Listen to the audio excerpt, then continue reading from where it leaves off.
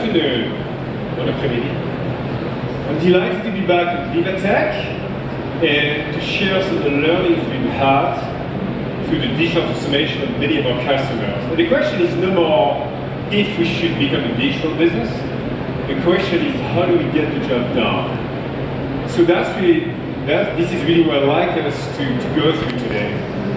And I'm going to start with a very obvious statement.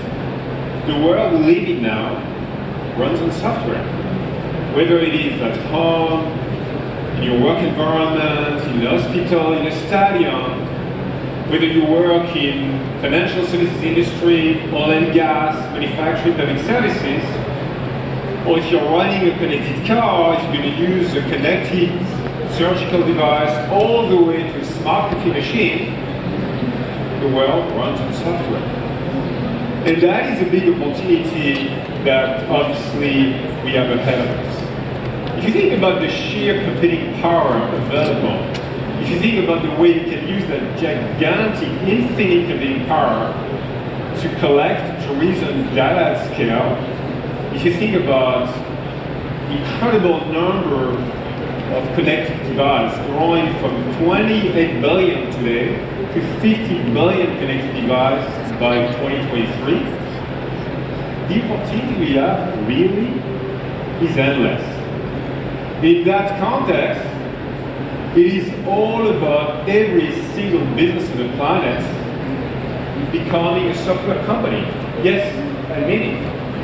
Becoming a company like Microsoft, really digitizing all their process and the core fabrics of the company to do more. Think about what's going on in the automotive industry as an example. A company like Renault right now is actually delivering digital cars as we talk. What is that? Well, actually the cars going to the roads now are being operated on our Azure cloud. And it means that automotive companies are no more just building and selling cars, they're actually building and selling digital services. And increasingly, that's the name of the game for a lot of more companies in the world. And the question in that context is, you cannot stay still. You cannot, and you've got to disrupt, or you're going to be disrupted. And you're going to be disrupted either by some established competitors in your industry going faster, or you might be disrupted by some of the new digital entrants born in the cloud going into the business. An example in the retail industry, ASOS. I'm sure that you probably have heard of ASOS, this UK-based company, which has become one of the very leading online fashion retailers business on the planet. And how did they do that? Well, they decided a few years back to build end-to-end a platform enabling them to go much faster. So they are able today to add more than 5,000 products on the e-commerce platform every few weeks on a base of 85,000. And they can really personalize the product or service to each one of their 15 million consumers every millisecond. That's one example of many of those businesses driving fast to become a digital organization. When you think about digital transformation, don't be confused. This is not just about tech. Tech is just a starting point. It is a massive left to right transformation of your business, of your company. What I'd like to do is really share with you the journey we have with many large enterprise customers on the planet as they do and drive the journey. It's about 5 core dimensions of the business. It's about redefining very obviously your mission and purpose. It's about also driving your cultural transformation as a company. It is about building an innovation strategy and a very rich roadmap of new services. It's about evolving your operating or business models at the core of your business. And last but not least, it's about the talents and the skills strategy you've got to have. So that's the change management. It's going to take a lot of leadership from the top to the bottom of the organization to make it happen. So let me go through each one of those blocks pretty quickly. The first one is a mission. You can say the mission is a few words, and indeed, but those words are actually pretty important. This is the purpose of the company, this is your raison d'être. This is actually the statement with which you should ask yourself the questions. What would happen if my company was to disappear? What would the world miss? And if you cannot answer that question with your mission statement, probably you have to do some more work about it. The mission is going to be your North Star. In the case of Microsoft, we had two missions in the past 45 years plus. And we moved from a mission from our founder, who was to bring a computer in every home, and actually on every desk, to a mission today which is about empowering every person and every organization on the planet to achieve that. And you could say again, oh, this is high-level philosophy, but I can tell you, if you walk the talk of embracing that philosophy in your day-to-day life with each one of your employees, if you reflect that with your suppliers, with your customers, it becomes really the North Star of the transformation. And you got to go beyond that. You got to transform the culture. Because the reality is, there is no digital transformation without the cultural transformation. What do I mean by that? I mean you need to define the new attributes of the way you want to work as a company. You want to be customer obsessed. You want your people to embrace the growth mindset, to learn it all the time. You want to create a very collaborative spirit, connected tissue with all of your people.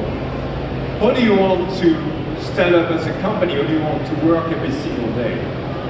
And to give you an example, of course, of that, I'd love to refer to a big retailer, Marks & Spencer, an old lady. It was founded in 1886. And Marks & Spencer, redefining as well its way on, has decided to embrace our collaboration platform, Microsoft 365, and in particular driving the change with Teams. Teams is our Office 365 hub for collaboration, for workflows, business innovation, but also for meetings, video conferencing, and chat all together. And with that, Marks & Spencer has completely changed a very, very hierarchical organization coming from the top to the associates, and now they can enable dozens of thousands of their people in the retail store by having this very thorough communication through Teams to change the way they work as a company. So that is a big driver of the change. The third one is all about tech and innovation. We've been coming up with a view that is critical for any company, which is the tech intensity. Tech intensity is a simple concept with two factors. The first one, you've got to take on board the best of the shelf, the most innovative tech innovation from Microsoft, from other cloud companies. But guess what? This is not enough. This is not enough to adopt technology. What you need to do is to build unique digital capabilities on top of that tech stack. This is all about building unique IT, unique AI algorithms on that back-end cloud and AI platform to truly drive a competitive advantage in your business and to really put you on the map of innovation with your competition. And as you do that, you've got to embrace some of the key building blocks, of course, of innovation. And there's many shiny objects when you go to VIVA-TECH actually and go just across the booth. It could be blockchain, quantum computing, mixed reality, and of course AI. Actually, AI is by far the single biggest commercial economic opportunity right now in the world. If you believe some of the numbers shared by PwC recently, it says that actually by 2030, the AI economy infused everywhere across the industry would generate an additional $16 trillion of GDP. That is, combining the economies of India and China together, adding that to AI. That's what we are talking about. And AI is obviously a few things. It is about the cloud, the data, but also the algorithms and the models. As you put all of that together, you drive that tech intensity, then you need to actually reflect on your organization, operational and business model. What it is, it's actually looking at the top on the key business outcomes we want to drive. Defining the KPIs of success. I'm talking about business outcomes and digital outcomes together. It's about also defining the governance you want for innovation adoption and driving that usage at massive scales, massive speed as well. And then obviously it's about blending that with the right set of capabilities. That's what you got to do with all of your digital tech intensity. And then you need to probably work on the most important piece of your transformation. Your talents, your skills, the people fabrics of your company as a digital business. And there's a number of ways to think about that. You can think about, number one, about the way you have to reshape all the talents in your organization. New skills, blend that with digital. You have to think about attracting new talents as well from the outside.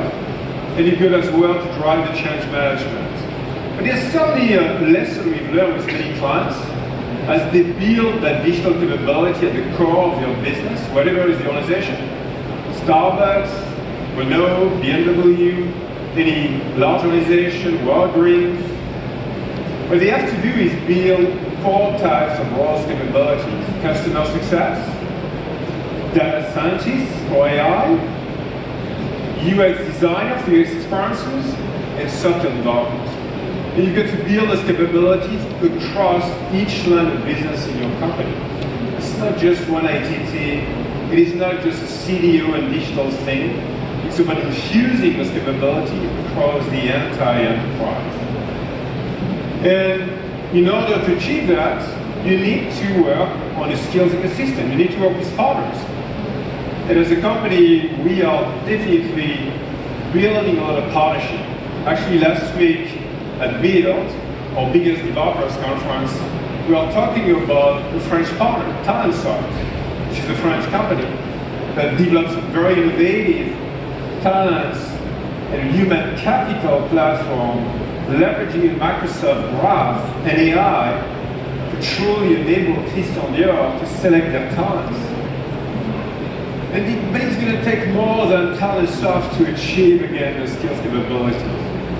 And so I'm also very excited to talk about the partnership we're announcing today. It's a pretty big partnership with with some great company, General Assembly. General Assembly is one of those leading education companies in the world, but is working on big problems, big opportunity to close the skills gaps for people and for companies. And with General Assembly, we are on our way to retrain and reskill 15,000 people on AI across the broad economy over the next few years. So it is my pleasure now to actually welcome on stage Jake Schwartz, CEO of General Assembly. Please welcome Jake on stage. Welcome,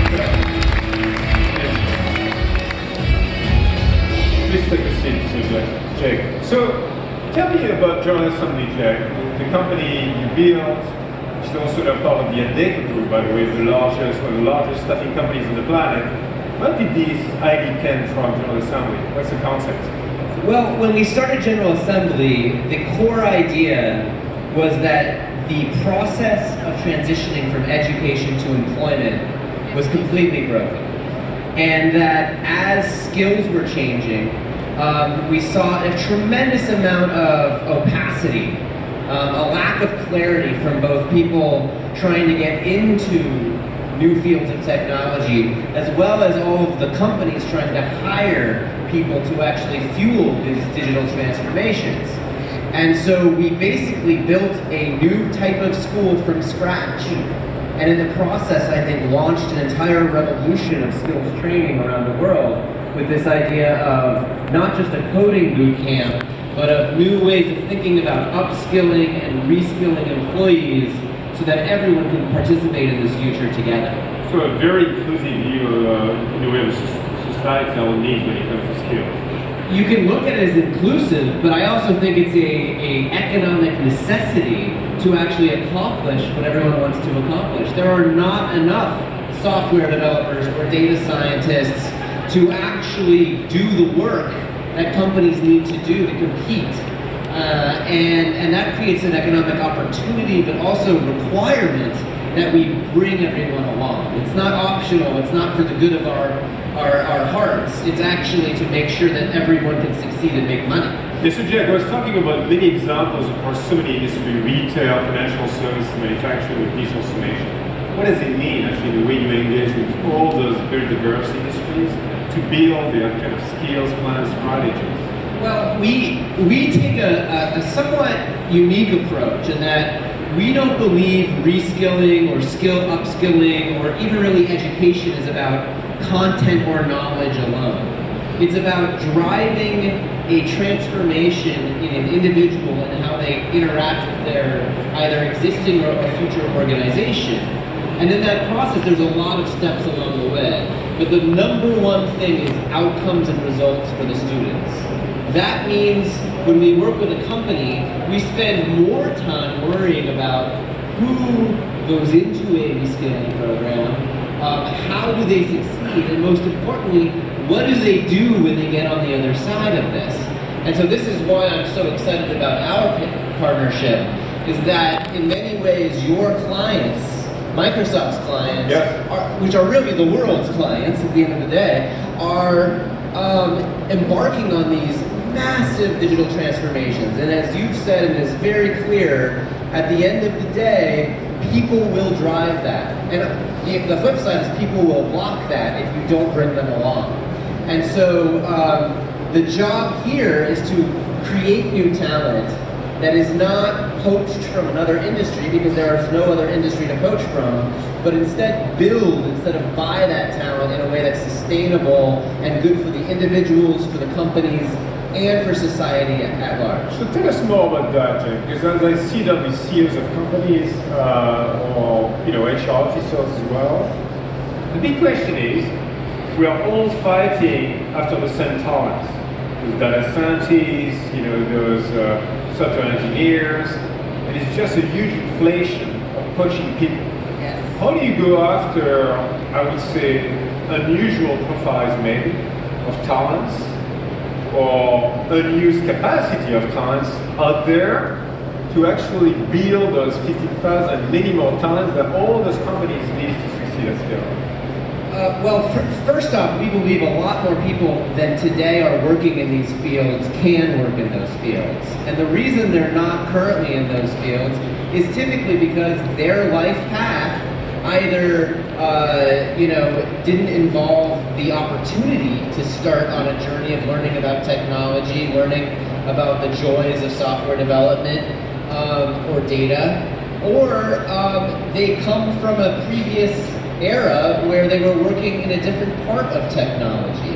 And so we believe that there's a tremendous amount of surplus capacity among people from non-traditional backgrounds who, with a very small amount of last-mile training, can participate and meaningfully participate in a way that does not inflate the overall human capital market, as well as many, many, many individuals inside existing organizations that can easily be retrofitted, right? Reskilled and redeployed in a way that's more engaging for the company, but also, and I think most importantly, more engaging for themselves, right? Nobody goes to a job every day and doesn't want any change at all. That is an illusion, right?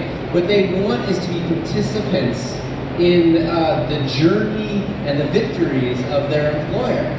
And so what we see with all of our clients that we work with around the world, some of the largest companies, about a third of the Fortune 500, is that when we are able to give people these opportunities to be reskilled and upskilled, they stay longer at their company, they're more likely to be promoted, and they become advocates for the transformation that the CEO is always talking about. So one of the big attributes I've noticed in a number of companies transforming themselves, and I kind of alluded to that, is the learning appetite. You know, we call it the growth mindset, because there's a lot, there's been obviously written on that. How do you define, again, that attitude of learning, and learning appetite and capacities, both at the individual level, but also at the organizational level? Well, first off, is that what I would say is that I believe most people have a learning appetite, and if they don't, it's because it's been sort of removed from them over the years. And so, but that being said, I think you bring up the right point, which is that when we look for candidates for our programs, in all of our data, we've been doing this for 10 years, we have 70,000 alumni of our consumer programs, another 70,000 from enterprise programs. The single best predictor of success is not existing ability. It's not capability. It's actually their motivation and desire for change. And if you can unlock that motivation, which I believe most people intrinsically have, you can unlock a huge amount of latent potential. Yeah. So if I may, very fast question, fast response. What would be your advice to the attendees as individuals, maybe as business decision makers of large enterprise, and what they've got to do about it? Well, I think first understand that there is something to do about it. And I think my number one piece of advice is understand that when you talk about human capital, that word capital is as important as human. And so if you're not looking at it as an investment and return, and quantifying those things, and then deploying real resources to upgrade and maintain that capital, you are going to fall behind. Thank you so much, Jack. Please give a big hand to Jack.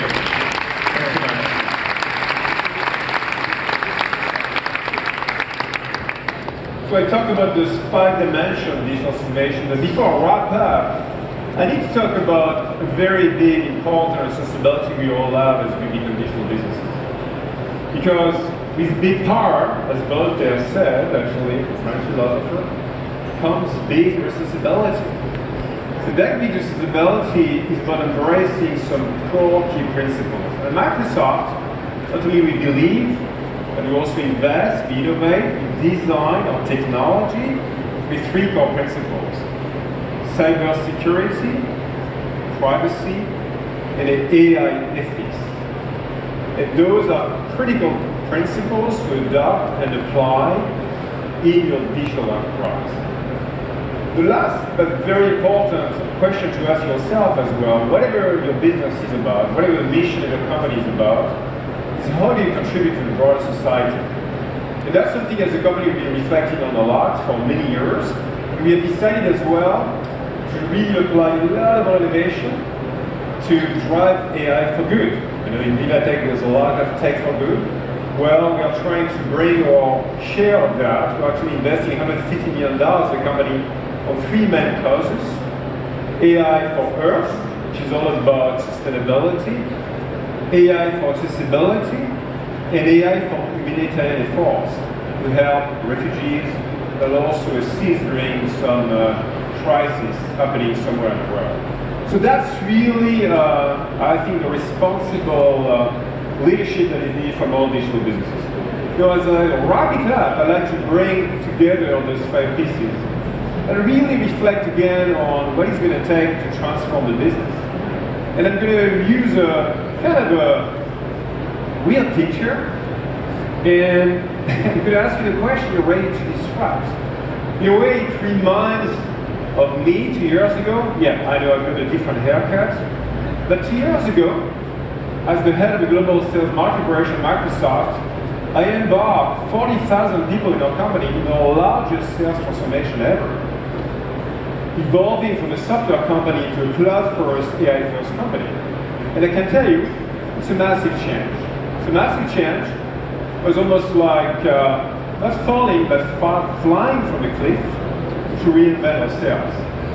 And so to me, as I wrap it up, I want to really assure you that as a company, as a platform company, trusted platform company, we are deeply committed to support you, to transform you all along the way. And with that, please go and disrupt. Thank you.